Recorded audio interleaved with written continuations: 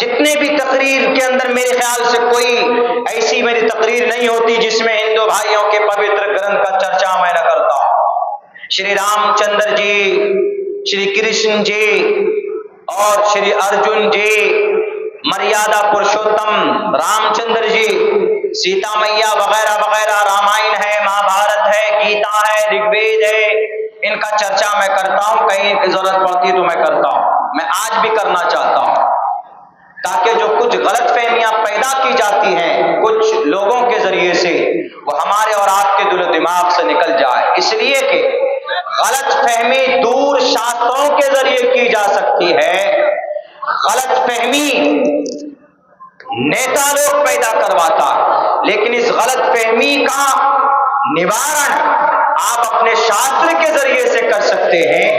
और आपके शास्त्र को आप नहीं जानते हैं तो आप अपने धार्मिक गुरु के पास पहुंचे जो ईमानदार है, जो सच्चा है। इसलिए कि साफ लफ्जों में कहा गया कि कोई गलतफहमी पैदा होती है तो शास्त्रों के अंदर उठाकर देखो, तस्मात् शास्त्रम परमानंति कार्या कार्या व्यवस्थितो ज्ञात्वा शास्त्रा, यह मंत्र बहुत मशहूर है। तो उन्होंने ये बात कही कि मोहम्मद अलैहिस्सलाम ने 6 साल की उम्र की बच्ची से निकाह किया और 9 साल की उम्र में उनको बीवी बनाकर लेकर आए। ये तो अकल के खिलाफ, इसका मतलब मोहम्मद ने बेटी के ऊपर जुल्म अत्याचार किया है। मोहम्मद जिनके बारे में मुसलमान रात दिन कलमे पढ़ते हैं, उनके नाम पर दरूद पढ़ते हैं, उनके नाम पर उनका नाम का माला जपते हैं, उनको अपना रहबर रहनुमा मानते हैं, और मुसलमानों का कोई अमल मोहम्मद के बगैर खाली नहीं है। वो खाना खाएंगे तो हाथ धोने जाएंगे तो इसको रिलेट करेंगे मोहम्मद के तरफ, टोपी ओढ़ेंगे तो इसके बारे में भी बोलेंगे कि मोहम्मद की सुन्नत है, और कोई भी नया कपड़ा पहनेंगे तो दुआ पढ़ेंगे और कहेंगे कि नबी की सुन्नत है। हर बात में मोहम्मद, हर बात में मोहम्मद। इसलिए कोशिश ये की गई कुछ लोगों के जरिए से कि मोहम्मद के ताल्लुक से भ्रम फैलाया जाए, ताकि जो नए जनरेशन है, जो सोशल मीडिया के गुलाम हैं, जो पढ़ना नहीं चाहते, पढ़ना नहीं जानते, ताकि उनके बीच में कोई वीडियो पहुंचे तो वो कंफ्यूज हो जाए कि यकीनन मोहम्मद अगर ऐसा है तो मोहम्मद जालिम था, नाउजुबिल्लाह। अगर मोहम्मद ऐसा था तो मोहम्मद काबिल फॉलो नहीं है, हम उनको अपना रोल मॉडल नहीं मान सकते। ऐसी साजिशें रची गई और कहा गया कि मोहम्मद जब 6 साल की बच्ची से एक विवाह कर सकता है और 9 साल की उम्र में बीवी बना सकता है, जो छोटी बच्ची पर, यानी जो बच्ची है उसको बीवी बनाएगा तो जुल्म है। एक उम्रदराज आदमी छोटी बच्ची को के ऊपर कैसे जुल्म कर सकता। तो हमारे पास मैसेज आया कि मौलाना खूब चल रहा है हमारे सूबे महाराष्ट्र में, इसका कोई सलूशन बताइए। हमने कहा कि भाई इसका सलूशन तो हमारे कुरान और हदीस में है। फिर हमने सोचा कि कुरान और हदीस को तो वो मानते नहीं होंगे गुरुजी, जैसे हम मानते हैं रामायण महाभारत गीता को मानते, लेकिन अमल हमारा कुरान और सुन्नत पर है। ऐसे वो लोग हैं कि कुरान को मानते, हदीस को मानते, लेकिन अमल उनका वेदों पे है। तो हमने ये कहा कि भाई बेहतर है कि उनको उनके शास्त्र को पढ़कर बताएं। तो हमने सोचा कि ये जो 6 साल की उम्र में विवाह हुआ है और 9 साल की उम्र में शादी हुई है, रुखसती हुई है, अम्मा आयशा से, ये बात परफेक्ट है, झूठी नहीं है, ये बात बिल्कुल परफेक्ट है कि 6 साल की उम्र की बच्ची से निकाह कराया हजरत अबू बकर सिद्दीक, उनके अब्बा ने, अम्मा आयशा के अब्बा ने, किनसे? अल्लाह के नबी से 400 दिरहम मुतय्यन किए गए महर में। और जब 9 साल की हो गई अम्मा आयशा सिद्दीका रज़ी अल्लाह ताला अन्हा, तो उसके बाद रुखसती की गई, यानी बीवी बनकर, हमारे यहाँ बोलते विदायगी, हमारे यहाँ बोलते विदायगी होना, रुखसती होना। तो ये भी तो खैर जुल्म ही है। तो हमने सोचा कि अगर कुरान और हदीस की रोशनी में समझाएंगे तो बात समझ में नहीं आएगी। हमारा कहना यह है कि अम्मा आयशा 9 साल की उम्र में रुखसती हुई, और 9 साल की उम्र में अरब में उस वक्त गर्म आबो हवा की वजह से वो बालिग हो गई थी। अम्मा आयशा बालिगा थी,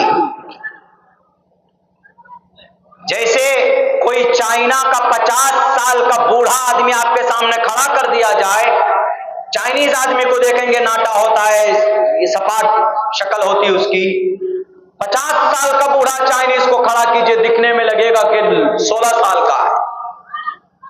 नेपाली 40 साल के नेपाली को आपके सामने खड़ा कर दिया जाएगा, आपको दिखने में ऐसा लगेगा जैसे कि 20 साल का, उम्र का पता नहीं चलता। आप लोग गोरे गोरे हैं माशाअल्लाह, मीरगंज के लोग, कुछ इनमें काले भी हैं, कुछ गोरे भी हैं। यहां दोनों मौसम है, गर्म और ठंडा, दोनों मौसम है। तो गोरा होना, काला होना, उम्र में बड़ा दिखना, छोटा दिखना, ये सब वेदर पर डिपेंड करता है, मौसम पर डिपेंड करता है। आप चले जाइए अपने मुल्क हिंदुस्तान के, कहा केरला में, वहां आपको कैसा आदमी मिलेगा पता है? टोटल काले काले मिलेंगे आपको केरला में। सबसे ज्यादा पढ़े लिखे लोग केरला के होते हैं, लेकिन सबसे ज्यादा काले कलोटे रंग के एतबार से केरला के लोग मिलेंगे आपको। आप कहेंगे कि भाई सबसे ज्यादा पढ़े लिखे हैंडसम क्यों नहीं है? उनके पास ऐसा कोई ऑयल या ऐसी कोई क्रीम, ऐसी कोई पाउडर क्यों नहीं लगाते वो जिससे गोरे हो जाएं? वो ऑयल क्रीम क्या, वो पत्थर रगड़ रगड़ कर अपना खून भी क्यों ना निकाल ले, वो काले के काले ही रहेंगे। क्यों? इसलिए कि वहां का माहौल, वहां का मौसम ही वैसा है। आंध्रा के तरफ, कर्नाटका के तरफ, तमिलनाडु के तरफ, तेलंगाना के तरफ, और सबसे लास्ट में केरला है, जाइए सब काले मिलेंगे आपको। वहां का माहौल समंदरी इलाका है, वहां की आबो हवा पर डिपेंड करता है। तो इसीलिए अम्मा आयशा उस वक्त में 9 साल की उम्र में बालिगा हो चुकी थी। अम्मा आयशा सिद्दीक़ा रज़ियल्लाहु ताला अन्हा, जब बच्चियां बालिगा हो जाए, बालिग हो जाए, तो उसको निकाह करने में, उसको बीवी बनकर जाने में कोई दिक्कत, कोई हर्ज की बात नहीं। और ये बात सिर्फ कुरान में नहीं, हदीस में नहीं। मैंने 2 मंत्र पढ़े हैं, एक मंत्र का तर्जमा बताता हूं खोल खोल कर।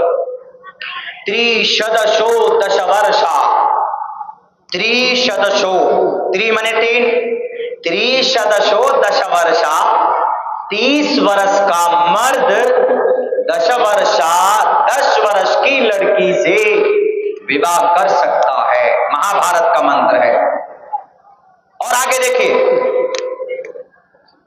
त्रिशदशो दशवर्षा भार्गोविंदेन नग्निकाम, संस्कृत में विवाह को नग्नि बोलते हैं।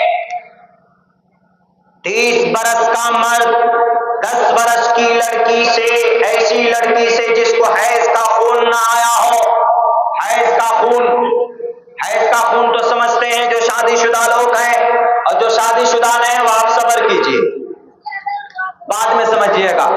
तो औरत को, जब औरत बालिग हो जाती है, बुलूगत को पहुंच जाती है, तो उसका खून आता महीने में, उसी को हैज का खून बोलते हैं, उसको एमसी बोल देते हैं शॉर्टकट में, उसको माहवारी भी बोल देते हैं। यानी उसमें हमारे इस्लाम में तो उसके बगैर शादी नहीं है, यानी वो एक बालिग होने की अलामत है, महीने में खून आना। लेकिन ये कहा गया त्रिशदशो दशवर्षा भार्गोविंदेन नग्निकाम, 30 वर्ष का मर्द है, 10 वर्ष की लड़की है, भले ही उसको खून आया हो या ना आया हो, वो विवाह कर सकती है, विवाह कर सकता है। और नीचे आइए, थोड़ा और कम उम्र बताया है, क्या? 21 वर्षा, 21, एकम 1, द्वे 2, त्रीणि 3, चत्वारि 4, पंचावती 5, षट 6 को बोलते हैं, सप्त 7 को बोलते हैं, और अष्टा 8 को बोलते हैं, नव 9 को बोलते हैं, दशा 10 को बोलते हैं, एकादशा 11, द्वेदशा 12, त्रियोदशा 13, चतुर्दशा 14, पंचादशा 15, और षोडशा 16, सप्तादशा 17, अष्टादशा 18, नवदशा 19, विंशति 20। चूंकि विंशति है, 21, 20 के साथ 1 को लगा दिया, 20 1 21, 21 वर्षा, 21 वर्ष का मर्द। वर्षा बोल रहा हूं मैं, वहां पर भी दशा वर्षा है, वर्ष को वर्षा बोलते हैं संस्कृत में, वर्ष को। वैसे उर्दू में क्या बोलते हैं? बरस, 16 बरस, 10 बरस, 15 बरस, इसी को संस्कृत में वर्षा कर दिया गया। एकविंशति वर्षा, 21 वर्ष की, 21 बरस का मर्द यानी लड़का। आगे क्या कहा? वाह सुनो, सप्त मने 7, सप्रावर्षा, 7 साल की छोटी बच्ची से भी विवाह कर सकता है। 21 बरस का मर्द, 7 साल की छोटी बच्ची। मेरे ख्याल से रामगिरी महाराज जी को शायद यह मंत्र नहीं पढ़ा था उन्होंने। कितनी अच्छी बात कही है, देखिए। झगड़ा का कोई विषय ही नहीं है, कोई विषय नहीं है, कोई मतलब ही नहीं है। आप अपने शास्त्र को पढ़कर अमल कीजिए। हमारे मोहम्मद ने 11 शादी की कि 9 शादी की, क्या की नहीं की, उसका क्या मतलब समझ में नहीं आता तो पढ़िए पहले। इसीलिए श्रीमद् भगवत गीता के अंदर कहा गया, तस्मात् शास्त्रम परमानंति कार्या कार्या व्यवस्थितो ज्ञात्वा शास्त्र विधानोक्तम कर्म कर्तुमर्हसि।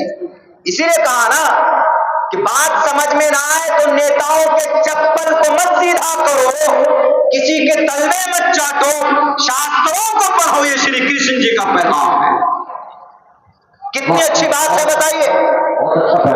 वो आज के जमाने में भले ही ना हो, चूंकि बच्ची उस उम्र की नहीं होती है, लेकिन किसी जमाने में तो होता होगा। एकविंशति वर्षा वा सप्रा वर्षा वाप्नुयात्, महाभारत का मंत्र है।